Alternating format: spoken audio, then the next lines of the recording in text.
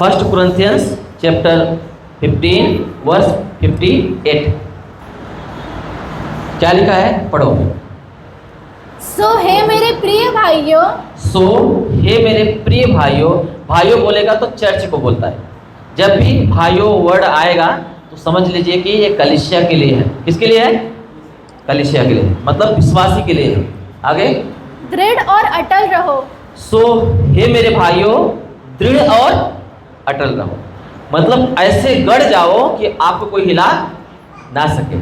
अटल रहो मतलब कोई हिला ना सके। सो हे मेरे प्रिय भाइयों, दृढ़ और अटल रहो।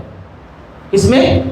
और प्रभु के काम में सर्वदा बढ़ते जाओ। और प्रभु के काम में सर्वदा बढ़ते चले जाओ।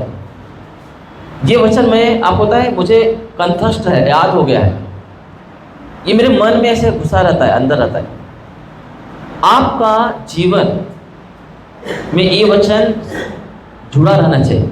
आपको पता होना चाहिए कि मुझे किसी में परमेश्वर बोल रहा है, दृढ़ हो जाओ। क्या हो जाओ? दृढ़ हो जाओ। कोई भी परिस्थिति आने दो, कोई भी बात आने दो, संसार की कोई भी एक्टिविटी होने दो। संसार, आपको पता है हम दुनिया में हैं। कहाँ है? संसार में है। बाइबल में लिखा हम संसार में हैं पर हम संसार के नहीं हैं। क्या बोलता है बाइबल? हम संसार में हैं परंतु संसार के नहीं हैं। इसलिए बाइबल में लिखा है तुम्हारे मन के, रोमियो की किताब 12:2 में लिखा है, तुम्हारे मन के नए हो जाने से तुम्हारा चाल चलन भी बदलता जाए, ताकि तुम परमेश्वर की भली और भावती इच्छा उसके अनुभव से, आपके अनुभव से, आपके रोजमर्रा के जीवन से आप जानते जाओ। आमीन। जब आप परमेश्वर के कामों में बढ़ते जाते हैं तो परमेश्वर अपनी इच्छा को आपके ऊपर प्रकट करता है। क्या करता है? प्रकट करता है। आमीन। इसलिए मैं बता रहा हूं, हम संसार में हैं परंतु हम संसार के नहीं हैं।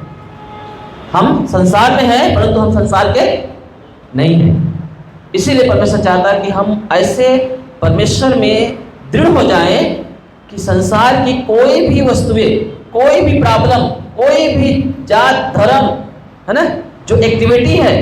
आप पता है आजकल बहुत सारे जो है समाज में रीति रिवाज है, संसार में बहुत सारे रीति रिवाज हैं जो हमें हिलाना चाहते हैं कि हम परमेश्वर में दृढ़ ना रहें, स्थिर ना रहें।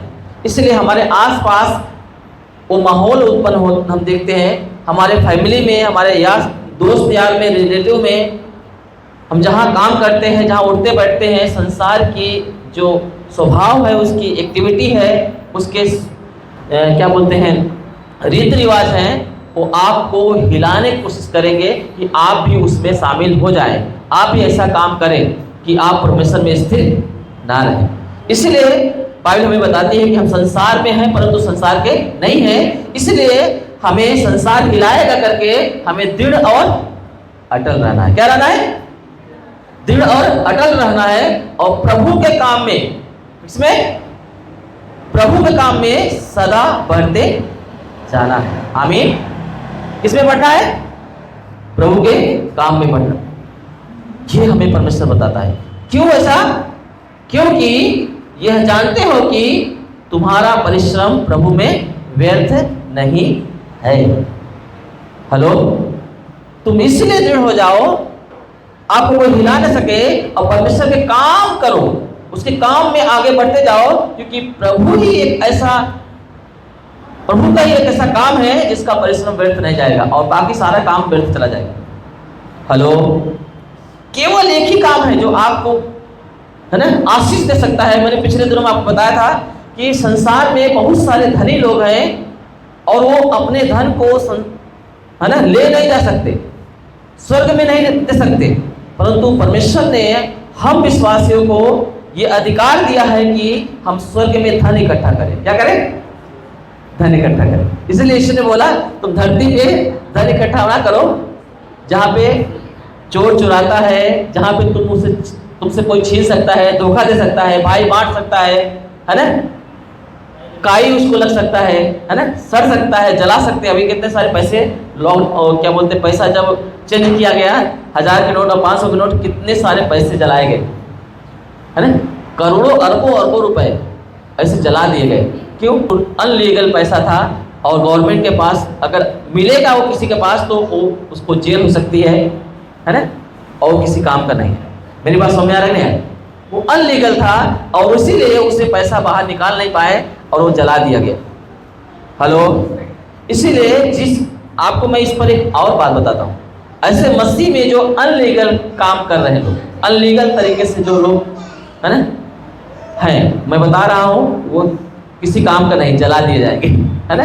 इसलिए यीशु मसीह बोलता है कि वो नरक की आग के कौर हो जाएंगे। जो परमेश्वर के मर्जी से बाहर है वो अनलीगल है, मतलब सिस्टम के बाहर है परमेश्वर, वो फेंका जाएगा और आग में झोंका जाएगा, जिससे जंगली बीज के समान होता है। क्या होता है वो? जंगली बीज के समान। तो हमें याद रखना है कि हम संसार में हैं परंतु संसार के नहीं हैं, हम अंधकार के नहीं, हम ज्योति की संतान है। किसकी संतान है? ज्योति की संतान है।